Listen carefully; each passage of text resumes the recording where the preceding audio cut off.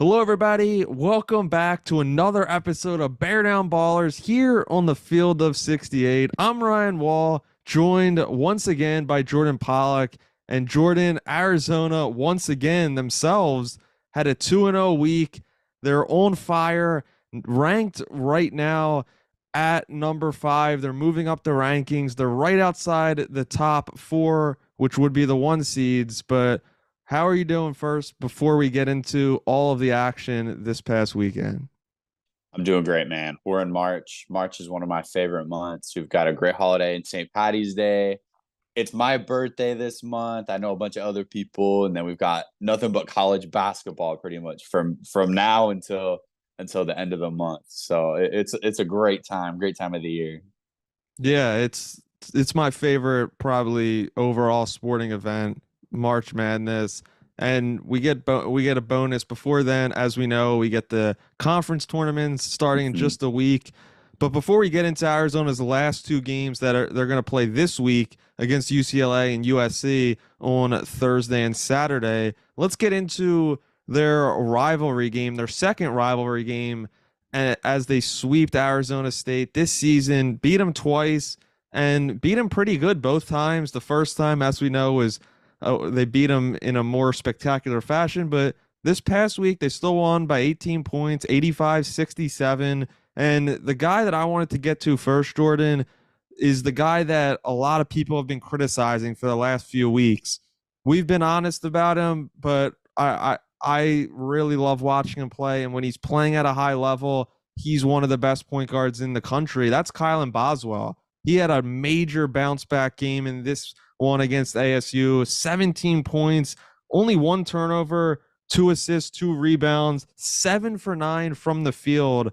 That is just spectacular stuff. What'd you think about his play?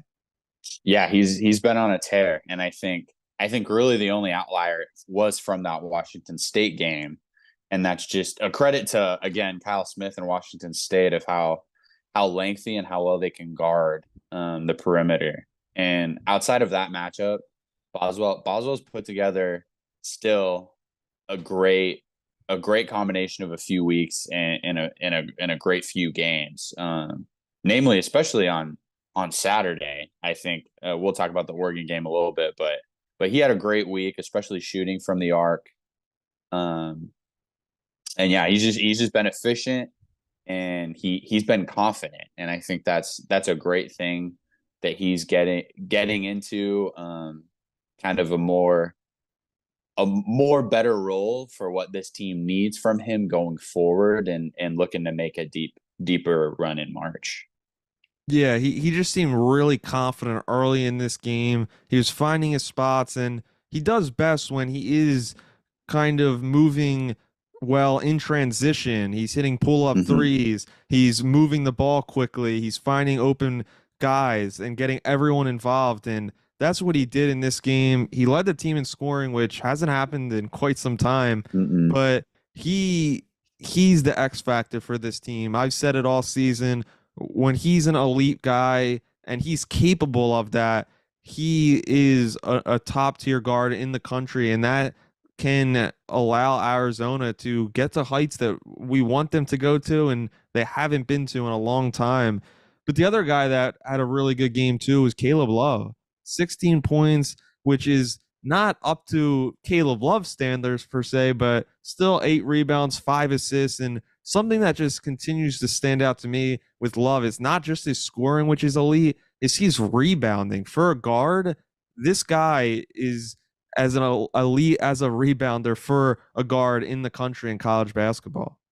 Yeah, and that's a staple for this team is winning that specific part of the box score is rebounding because especially that's one of the ways that they get out and run. It can be off a turnover, but oftentimes it's just off a defensive rebound and they outlet quick and they're fast enough to get up the court in a quick pace and try to get a high percentage quick look. And that's one thing that separates this team, especially when those first looks, those quick looks are falling compared to when they're not. This team can go on insane runs by themselves of just pushing the pace and making the first easy basket.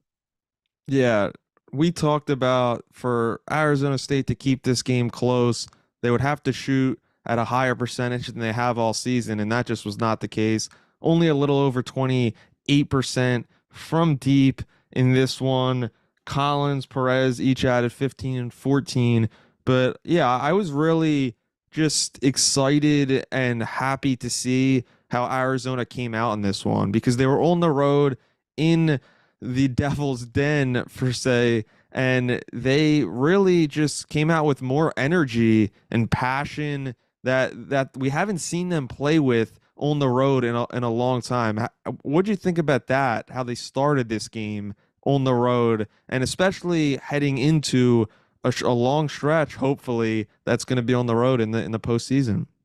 Yeah, I completely agree, and that's been kind of a trend with this team on the road and those road losses is they started bad and they were really never able to recover from bad starts. They would let the team somehow the home team get into the game either in a groove of just shooting the ball well, making open shots, or not really fully making them reverse the ball a ton. And so a great start is what this team really needed, especially on the road, and they're going to need it, especially this weekend going into LA.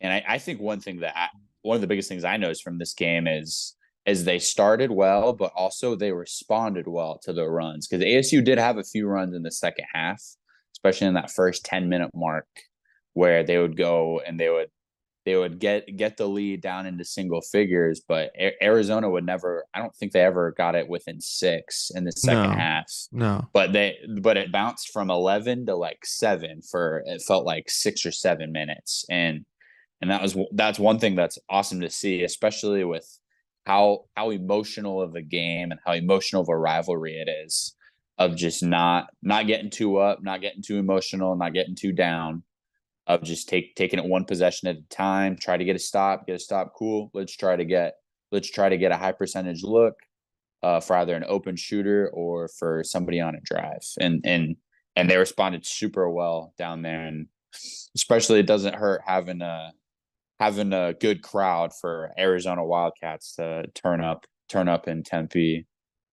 Yeah, it's always great to see when Arizona beats Arizona State. We know the rivalry has been closer in the past. We know what happened last year in Tucson Mm-hmm. when Arizona beat the Wild or Arizona State beat the Wildcats on a buzzer beater, but most of the time the games go like this because the programs are just levels apart. Arizona is an elite and premier basketball program in the country, and Arizona State Mm-hmm. has just they've been up and down with Hurley, and they haven't been able to find their fitting in the country. And that's why Arizona is once again they're 14 and 4 in the conference. If they win out these next two games, they're gonna win the Pac-12 regular season championship, get the number one seed in the Pac-12 tourney next week. And Arizona State right now is eighth in the Pac-10 or Pac-12. They're 8 and 10 in the Pac-12, so just haven't been able to get going this year. But the game that I thought was going to be closer this past weekend was the game against Oregon, who's Yeah. fourth in the Pac-12, 11 and 7. They've been really competitive, especially with Arizona in the past. And this game was just the farthest thing from competitive. Arizona won this one 103 to 83 by 20 points, and Arizona also was up 20 points with 6 minutes left in the first half. They just dominated this game, and they dominated even more than the game versus Arizona State. And once again, this was a great showing by Kylan Boswell, 19 points, 4 assists. But Jordan, this was senior night actually, Mm-hmm. and the seniors are the ones that were the stars of the night. 3 out of the 4 senior starters, Pella Larson, Caleb Love, Keyshawn Johnson, all had over 20 points, and Balo didn't do too bad himself, 11 and 12 with 2 steals for a double-double. What do you think about this win and just senior night as a whole? Because Arizona is not just losing a good player, they're losing a couple major pieces, 4 major pieces for this Wildcat team this year. Yeah, again, like I think so much of last week was just responding, and super emotional day, especially for some of these transfer players that were just integrated so well to the Tucson community and the program, and they've just it's made them their family, especially with Umar and Pela, who are overseas guys. Like their families, I think I believe both of their families were there, and they're not spending a ton of time over in the States. So a lot of raw emotion, especially going into what could be possibly, maybe not for sure, their last trip and their last game in McHale. But amazing response from the seniors, and just spectacular. I think Boswell was only a point shy of 20 himself, so having four usual starters in the 20s is insane, especially with how good of a program that Dana Altman has up in Oregon. And I think as much as it is Arizona just leading the way, Oregon's also like they're good, but they're just not what we're used to seeing with Oregon teams. And I think probably the biggest reason for that is all these Oregon teams that have made deep March runs, that have won Pac-12 championships. They would usually always have a guy, like they made that Final Four run with Dylan Brooks. He was the guy. And I think they had a Final Four a little bit after, and they had Jordan Bell, who was super good, Peyton Pritchard, who was young, Great. Casey Benson, who was young, and Casey Benson, I think, is from Phoenix. And then right after that, Peyton Pritchard turned into the guy, and he couldn't be stopped week in and week out. And then after him was Chris Duarte, and they're just kind Elite. of in a weird space of not really, especially in possessions where they're just kind of looking for a quick open three, and the team still shoots well, but there's not really a go-to guy that's their facilitator. And I think that's one thing that Oregon this season has really struggled with. So it'll be interesting to see how Dana Altman can adjust and get that figured out with his roster going next year. As you guys know by now, we've partnered with BetMGM this season. We'll be using BetMGM lines to make all of our picks, and we'll have special offers for the listeners and the viewers of the Field of 68 as we all get ready for the best month of the year, March Madness. If you haven't signed up for BetMGM yet, you can use the bonus code FIELD150 and you will get $150 in free bets on your first wager with BetMGM, regardless of whether or not you win that first bet. Here's the best part. All you need to do is deposit and bet $5 of your hard-earned money. This is how you make it work. Download the BetMGM app and sign up using the bonus code FIELD150. That's FIELD150. Deposit at least $5 and place your first wager on any game. You will receive up to $150 in bonus bets regardless of the outcome of your bet. Just make sure you use that bonus code FIELD150 when you sign up. And remember, BetMGM is now available in one wallet in select states. As a New Jersey resident, this is super convenient when I have to go cover games in Philly or New York, which happens quite a bit. When you cross state borders, you just log into your existing account and fire away. You don't have to create a new account in each state. It's easy, it's simple, and it's clean. And most importantly, we have some fun stuff coming up for the conference tournaments and for the NCAA tournament.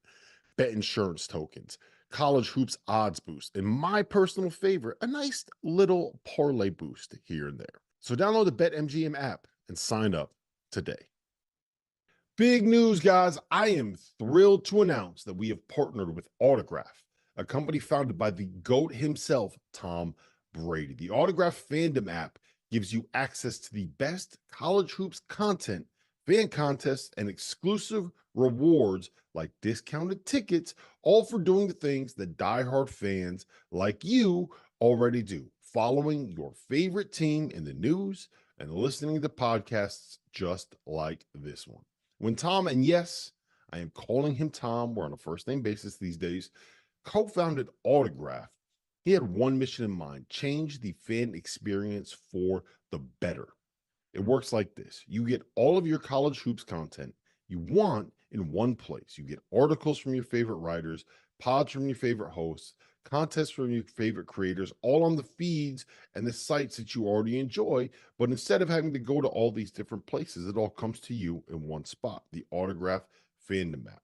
But here's the best part. The more content that you consume, the higher you rank in the app.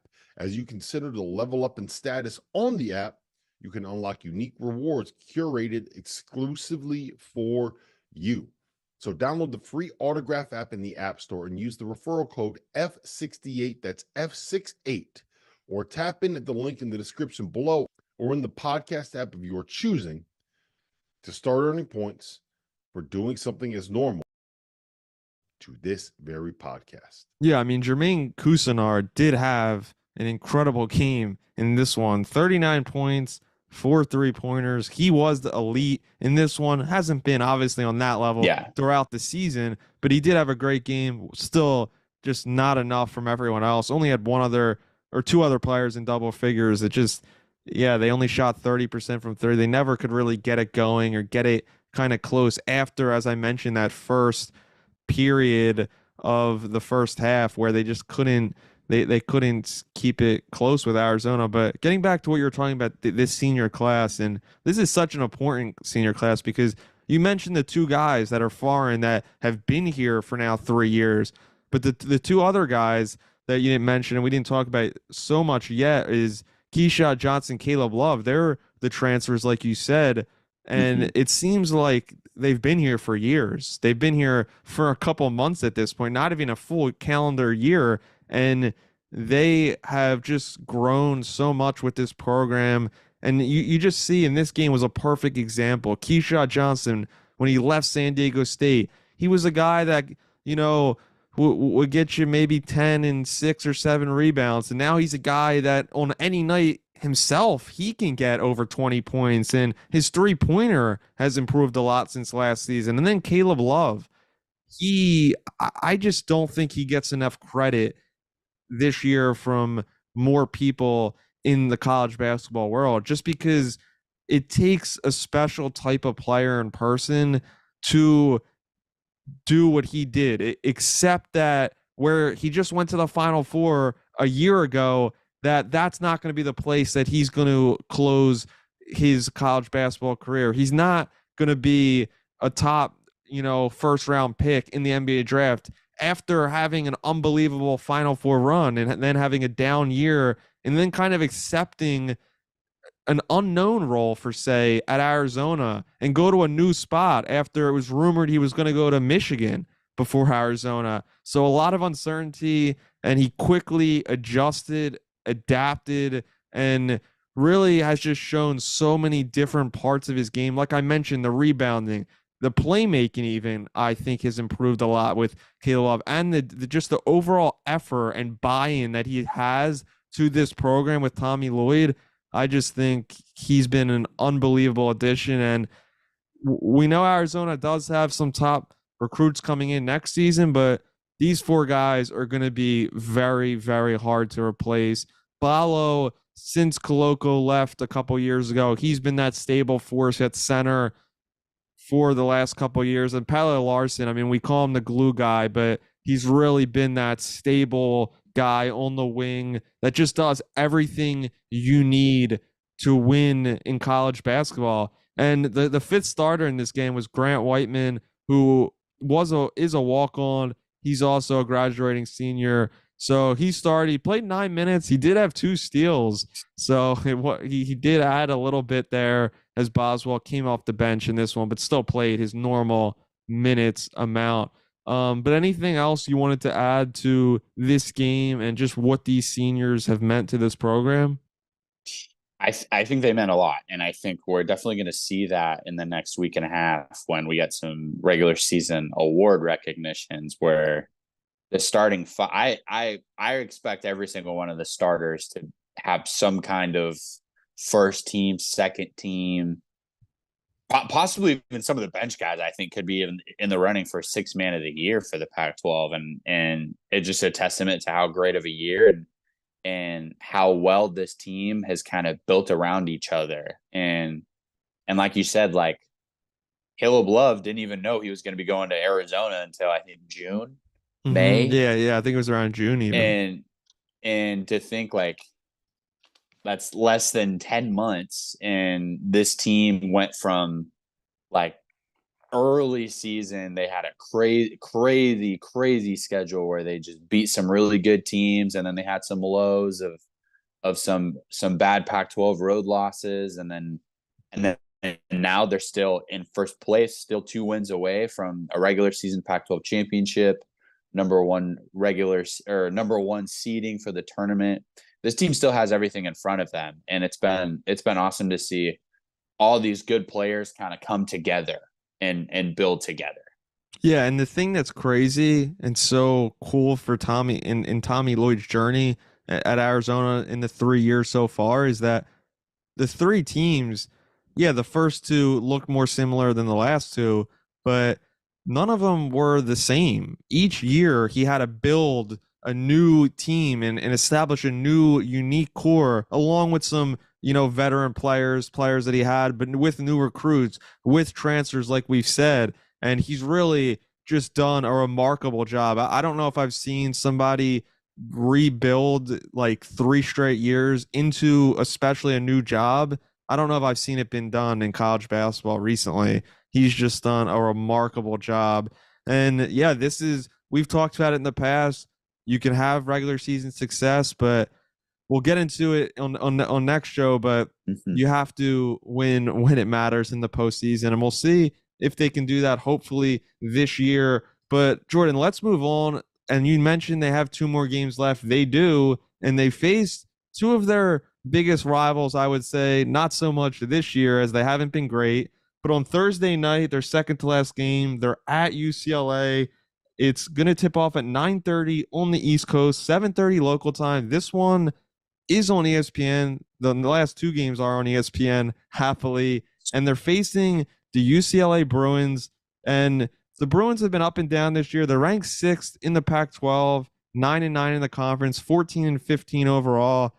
But yeah, they've been, since Arizona played them last, they've won a lot of games since then, but they've also lost some brutal ones. How do you think this one's going to play out? Because this one's going to be at the Pauley Pavilion at UCLA on Thursday.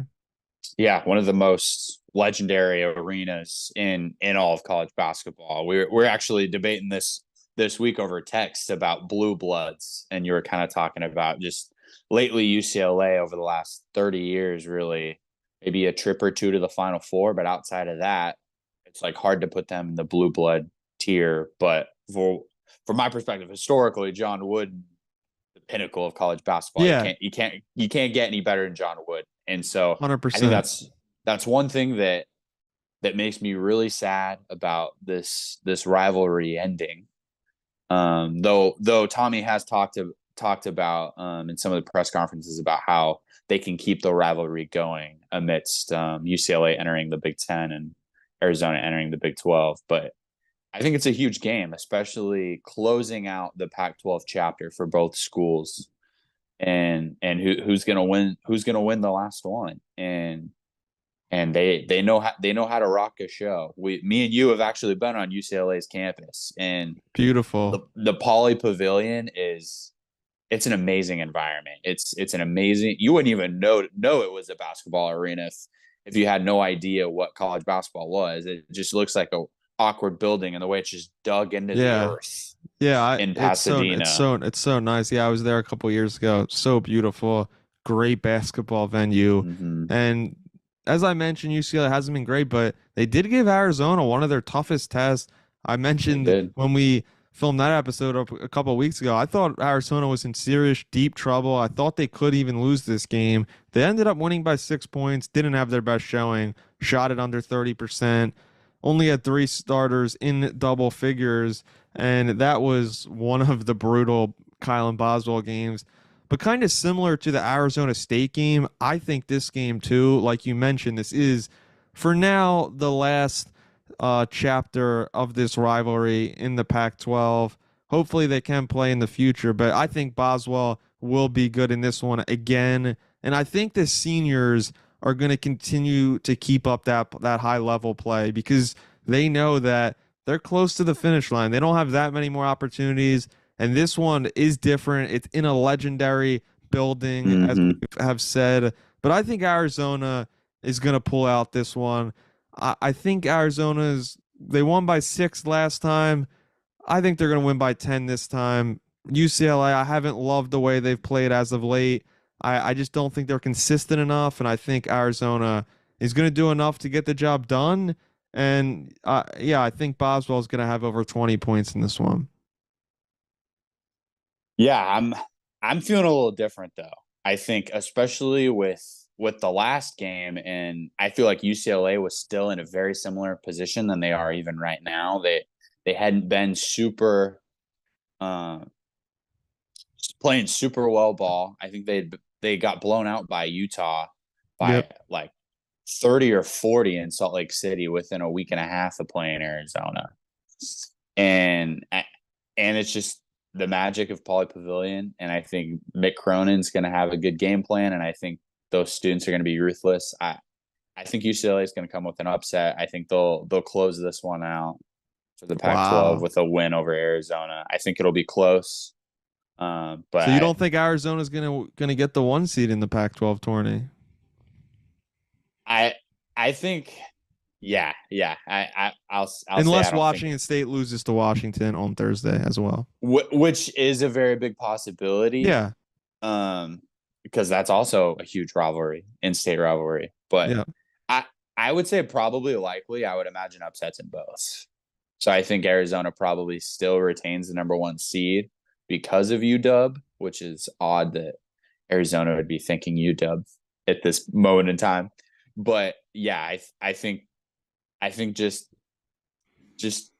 there's just something about it that just seems off. And I think that's one thing, especially with this Arizona team this year, to where it's felt like there's games. It's like, yes, like everything's pointing to Arizona winning this game by big, but something about this one just seems different. And I think a lot of it's just the history combined with this is the last Pac-12 meeting between the two, especially the fact that it's at UCLA, I think is a really big push for me on the Bruins getting an upset.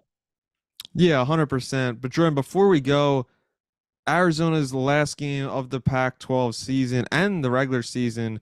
That is, they're facing the UCLA Trojans. The Trojans have USC Trojans. USC Trojans, as I meant, and they're have been brutal this year. 6-12 in the Pac-12, 12-17 overall. They've had so many injuries, from Bronny James to Isaiah Collier. Isaiah Collier, the projected top pick in this year's NBA draft, will be back in this game, I saw. So I think this one will be closer. Arizona beat them by 15 last time. They were missing a couple guys, but I think this game, I think Arizona's going to win it, but I think Arizona's going to win it by 5 points. I think this one's going to be back and forth. Collier is just elite when he's healthy and he's out there. I think he's just very tough to guard for any of Arizona's defenders. But yeah, who you think Arizona can win this one? I think Arizona will win this one. I think it'll be into the double figures. I think they'll win by about 10. Like you said, I think Collier is really good, but I think this is a game where Arizona will be very meticulous defensively and just try to take the ball out of his hands. Yeah. Well, on that note, I want to thank everybody for tuning in today, for watching, viewing, liking, and subscribing. This has been Bear Down Ballers. I'm Ryan Wall. He's Jordan Pollock.